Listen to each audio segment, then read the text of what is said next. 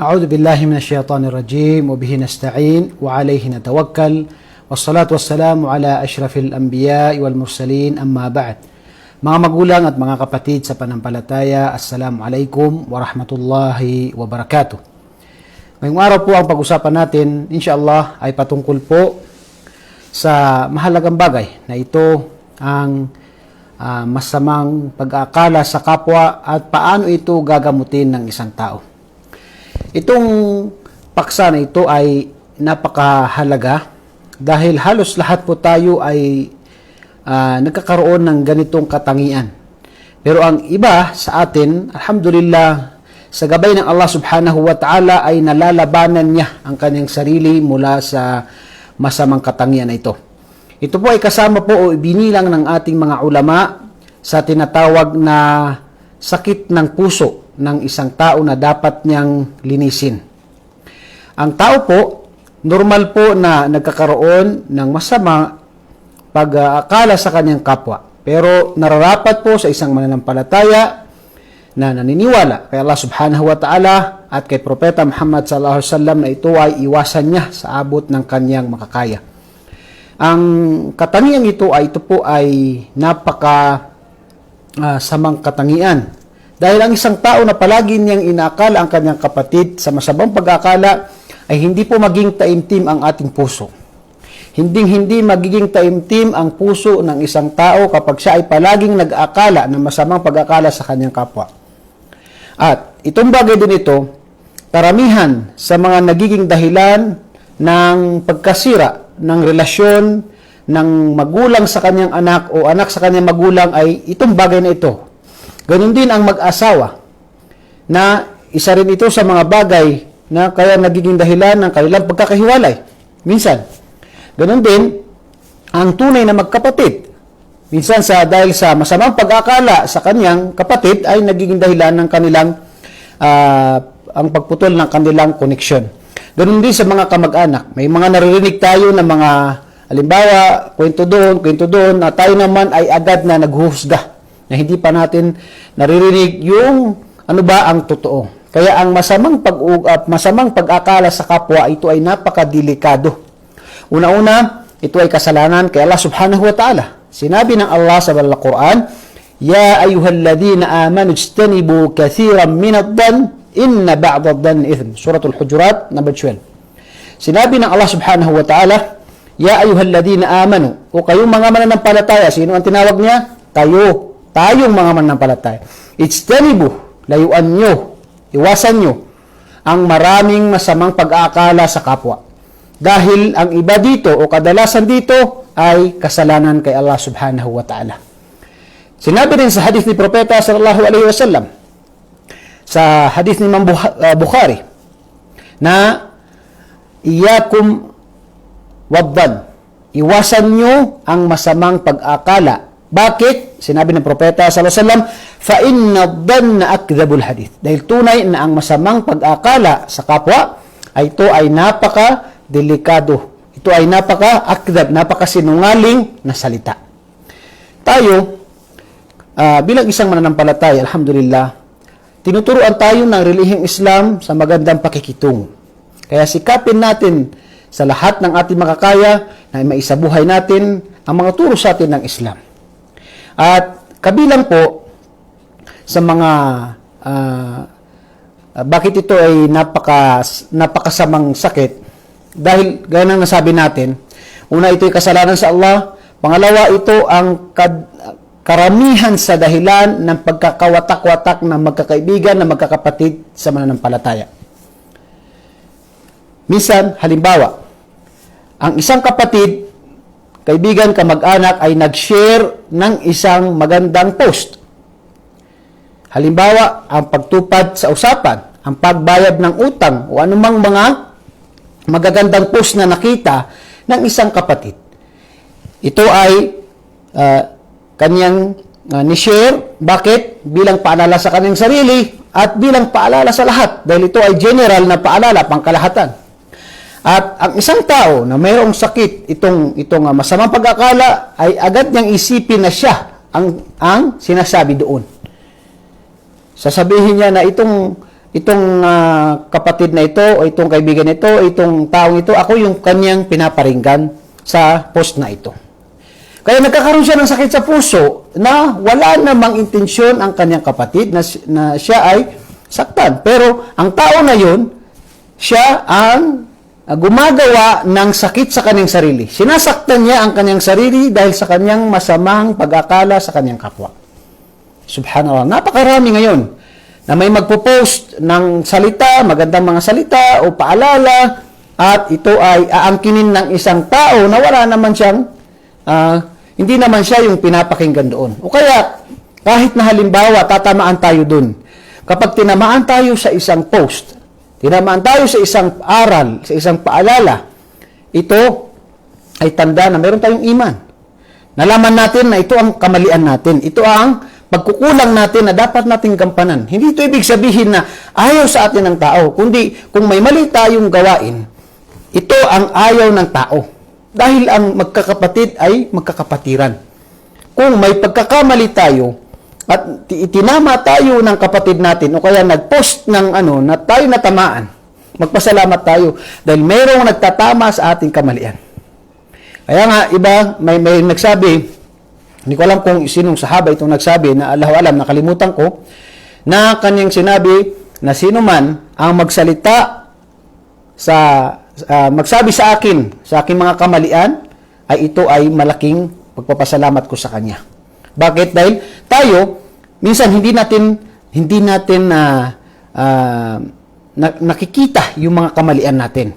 Kaya isa po, nung kami mga estudyante, naalala ko, na isa sa mga ginagawa namin noon, nung first time na dumating kami sa Qasim University, yung mga estudyante ito ng Qasim University, na kami ay nagtitipon-tipon kada every month, at isa po sa programa namin ay magpapayuhan sa bawat isa.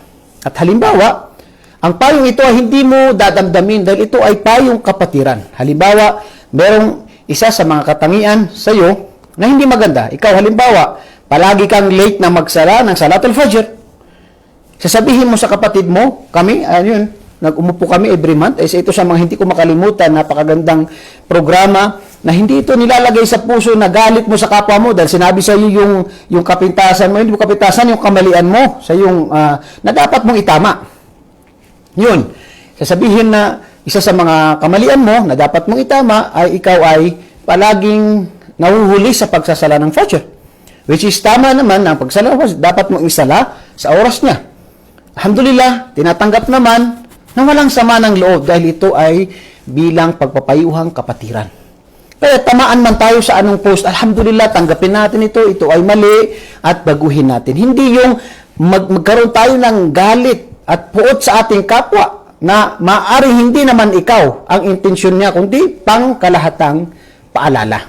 So isa sakit na ito ay wala pong kataimtiman ang puso ng tao.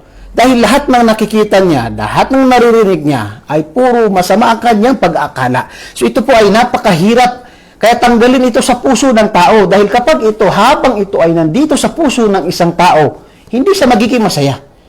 Makarinig siya doon ng salita, makarinig siya ng salita doon, post doon, lahat ito ay masama sa kanya.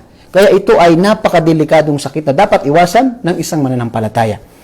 Ang natin, ay dapat bagitin natin yung mga gamot dahil ito ay napakadelikado. Napakadelikado itong sakit na ito. Ang mga gamot na maaring natin sa tulong ng Allah Subhanahu wa Ta'ala, una-una ad-du'a. Palagi tayong manalangin kay Allah Subhanahu wa Ta'ala. Ya Allah, tanggalin mo sa puso ko ang bagay na ito. Ya Allah, gawin mo ang puso ko na malinis sa aking mga kapatid sa pananampalataya. Magdua tayo palagi kay Allah Subhanahu wa Ta'ala dahil siya po ang may hawak ng ating mga puso.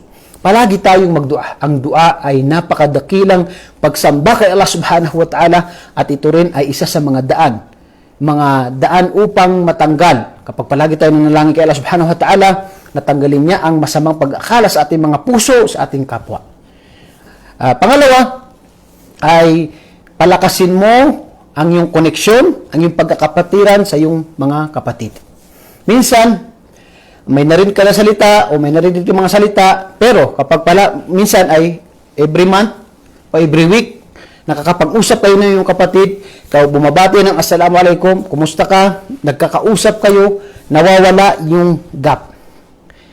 Kapag natanggal yun, syempre, hindi yung una, yung ano mo, yung pag-iisip na masama, syempre yun ang unang tatanggalin natin.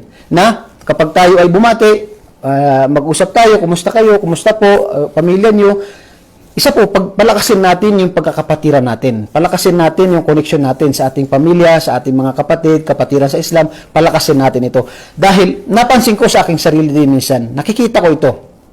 Minsan, may hindi mo maiwasan, nakakaisip ka ng masama sa iyong kapwa. Subhanallah. Na'udhu billahi min dzalik. Kaya sikapin natin ito na mabago, mawala ito. Pero pagka magkausap kayo ng iyong kapatid, nagkakwentuhan kayo, magaganda mga kwento nyo, nawawala yung tinatawag na mga na naisip mo na masasama sa kanya. Kaya isa ito sa mga dapat na gawin natin. Pangatlo ay kapag halimbawa naisip mo ngayon yung kapatid mo, nag-isip ka sa kanya ng masama. Naisip mo ngayon si fulan ay ganito, si fulan ay ganito. Naisip ka ng masama. Sabihin mo sa sarili mo, ngayon na, tigilan mo to. Astaghfirullah wal azim. Magbalik loob ka kay Allah subhanahu wa ta'ala, pigilan mo ito ngayon. Ngayong naiisip mo ngayon, pigilan mo siya. At isipin mo na itong mga salita niya ay bigyan mo ng mabuting kahulugan. Dahil actually karamihan naman tayo yung nagbibigay ng masamang kahulugan sa sinasabi minsan ng kapatid natin. Mabuting mga post, mga share, tapos kapag ka masama ang yung pag-akala mo, akalain mo ikaw pinaparinggan, ikaw ang masama, ikaw ang ano. Kaya una, tanggalin mo sa isip mo 'yan. Pag naisip mo, tanggalin mo, magbalik loob kay Allah Subhanahu wa Ta'ala at yung masama pag-akala mo, yung sinabi niya o anumang shiner niya ay lagyan mo ng magandang kahulugan. Kahit alam mo minsan may mga nasabi yung kapatid na pero lagyan mo ng magandang kahulugan. Which ito, inshallah, makakatulong ito. Hindi ibig sabihin 100%, pero kasama ito sa makakatulong sa atin upang mawala. Pang-apat, ay lumayo tayo sa mga tao na palaging nanlilibak at palaging nagsisismis sa kanyang kapwa at lumayo tayo sa mga masamang kaibigan na palaging narinig na rin sa kanila ay masamang pag-akala sa kapwa. Mag-usap si fulan. Kasama nila si fulan. Tapos, ang pinag-usapan nila, yung isang kaibigan nila. Puro paglilibak, paninilampuri, masamang pag-akala. Kapag nakita mo yun sa mga kaibigan mo na ganun, unang-una, pigilan mo sila. Hanggat kaya natin, pigilan mo sila. Ito ay kasalanan, pigilan natin. Gawin natin yun. Kung hindi natin kaya, umiwas tayo sa kanila. Kung hindi natin kaya, umiwas tayo sa kanila. Minsan yung environment, doon tayo, hindi tayo marunong manlibak, hindi tayo marunong manirampuri, hindi tayo marunong ng ganun. Pero, kausap mo palagi, mga chismoso, mga manlilibak na mga tao, puro ang nasa isip nila, puro ang nasa utak nila, nasa puso nila ay si fulan na ganito, si fulan na ganito, si fulan na ganito. Subhanallah. Yun ang kinakabuhay nila. Yung mga tao na yan, dapat mong iwasan. Kung hindi mo kaya na sila ipigilan, ikaw ay umiwas. Environment yan. Ano ang itinuro ng isang maalam doon sa tao na nakapatay ng 99 na tao? 100 na tao napatay niya. Na gusto niya magbalik loob kay Allah subhanahu wa ta'ala. Ang sinabi niya, pumunta ka sa lugar na ito dahil mabubuti ang mga tao dito at umalis ka sa iyong kinalagyan na lugar dahil masasama ang mga tao dyan. Yung environment, malaking epekto yan sa tao. Na palaging kasama mo, puro mga chismoso, mga manlilibak, astaghfirullahal azim, hindi maiwasan. Maging nakasanayan na rin ng tao ang gawain na yun. Panglima, ay bigyan mo ng dahilan ang tao. Kapag halimbawa, tumawag ka sa kanya, hindi siya makasagot.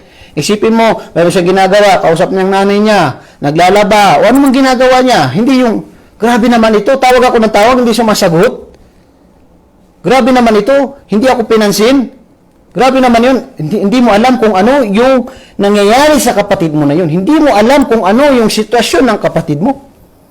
Kaya nga, sa panahon ni Uthman, nangyari, sila ni Sa'ad bin Abi Waqqas. Nagkasalubong sila, bumati si Sa'ad bin Abi Waqqas kay Uthman bin Affan.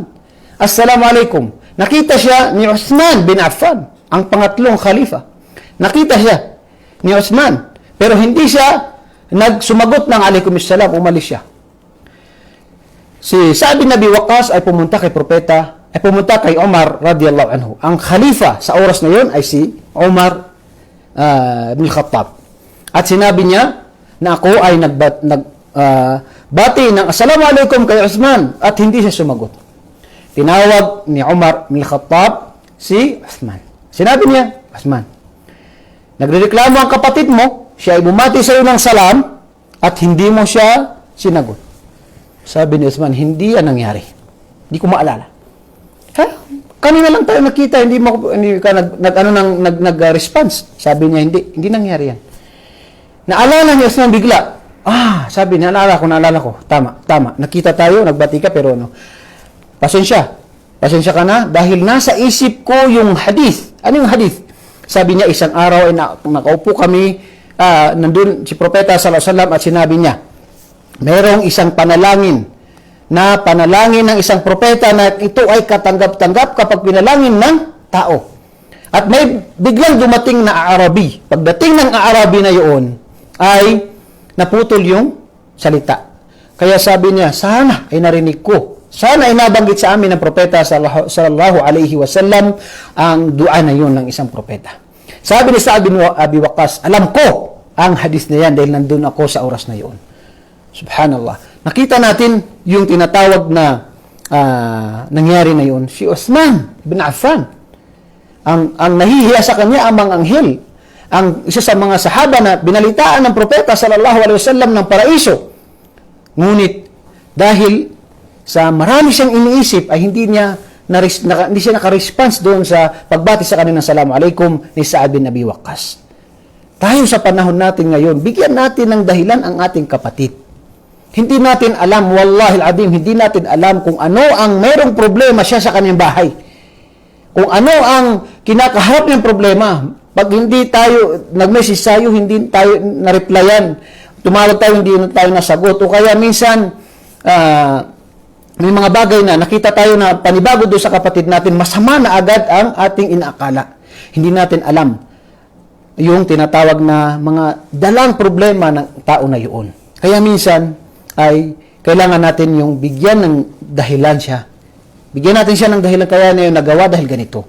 Kaya niya yung hindi siya makareply dahil siguro may ginagawa siya. Bigyan natin siya ng dahilan. Para hindi tayo magka-problema din sa ating tinatawag na sa ating mga puso. Hindi tayo magkaroon ng masamang pag-akala sa kapwa. At ganun din, pang-anim ay palagi nating alalahanin na ito ay pinagbawal ng Allah sa Quran, ay pinagbawal ni Propeta sallallahu alaihi wasallam sa kanyang hadith. Ito ay ipinagbawal. Alalahanin natin kung halimbawa ang panlilibak na tama ang sinasabi mo, ang dalawang magkaibigan, nililibak nila yung isang kaibigan nila, tama ang kanilang sinasabi, si ganito ay ganito, si ganito ay ganito, pinag-usapan nila yun kung kahit tama ang kanilang sinasabi doon sa kanilang kapatid, ito ay kasalanan, ito ay tinatawag na panlilibak. Pero kung ito ay tinatawag na ginagawang salita, kasinungalingan, ito ay paninirang puri na ito ay napakalaking kasalanan sa Islam. Kaya, kung yun, paano pa kaya yung masamang pag-ukali? Bakit nabuksan mo na ba ang puso ng isang tao? Nakita mo ba kung ano ang nasa puso ng isang tao? Yung sabihin niya yun, yung gawin niyang gawain yun, yung nag-share siya ng post na yun, nakita ba natin kung ano nasa puso ng isang tao? Yung kapatid natin, ano ba ang nasa puso niya? Nakita ba natin? Na tayo ang sinasabihan na masama ang ng sinasabi niya dahil tayo ang sinasabihan o yung intensyon ng tao? Dahil masama yung pag-akala ng isang tao, ito ay para mong nabasa ang puso ng isang tao. Hindi natin alam kung ano nasa puso ng tao, pero ang mga tao, pag ganun ang kanya, masama ang pag-akala niya, ay para niyang alam yung ghaib, lingid na kaalaman, yung intensyon ng tao, na walang nakakaalam maliban kay Allah. Para mong kinaya, para mong sinabi na alam mo ang nasa puso ng tao. Kaya iwasan natin ito dahil ito ay masamang pag-akala na ito ay gawain na hindi ka lugod-lugod kay Allah subhanahu wa ta'ala. at kay Propeta Muhammad sallallahu alaihi wasallam. At ganoon din na panghuli ay palagi nating kapag tayo ay nakarinig ng salita o kwento sa iba, ay dapat nating malaman ang katotohanan. Alamin natin ang side. Halimbawa, may kinuwento sa atin, si fulan ay ganitong ginawa niya. Bago tayo humusga sa ating kapatid, alamin muna natin ang details, ang buong kwento, ang pangyayari. Dahil sinabi sa Quran, فَإِنْ جَاءَكُمْ fasikum binaba'im fatabayyanu. Pag dumating sa inyo ang masamang balita o ang mga balita, ay dapat na malaman nyo. Fatabayyanu, alamin nyo ang katotohanan. Ano ba ang mga pangyayari? Ano ba ang totoo? Sinabi ba ito? Ano bang sinabi niya? Dahil ang mga pangyayari dapat maging makatarungan tayo. Dapat alam natin kung ano ang pangyayari. Hindi yung may narinig tayo ng salita, naniwala tayo agad. Hindi po. Ang Islam po ay tinuturuan tayo na dapat ay alamin natin ang buong pangyayari bago tayo maghusga.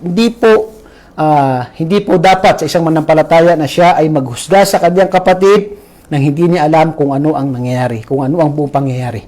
Halimbawa, may kasamang lalaki ang isang babae. Hindi natin alam, baka kinasal, hindi natin alam. Ganun din, may bagong sasakyan ang kapitbahay. Galing yan sa drugs. Allahul musta'an. Anong paghusga na yun? Ang kapatid nakatayo ng bahay, nagnakaw yan sa gobyerno. Ganun yun. Puro masama. Tumaba ka. Pagdating mo sa probinsya, sasabihin ng mga masamang pag-akala. Yan dahil nagnakaw yan, nagtinda ng drugs o kaya ano pang isipin. Pero pag pumayat naman, sabi, yan tinan mo, pumayat kasi nagda-drugs, gumagamit. So itong masamang pag-akala na ito, sa kapwa, sa magulang, halimbawa, sa magulang, meron yan. Bumili ang nanay-tatay ng gamit para sa kapatid.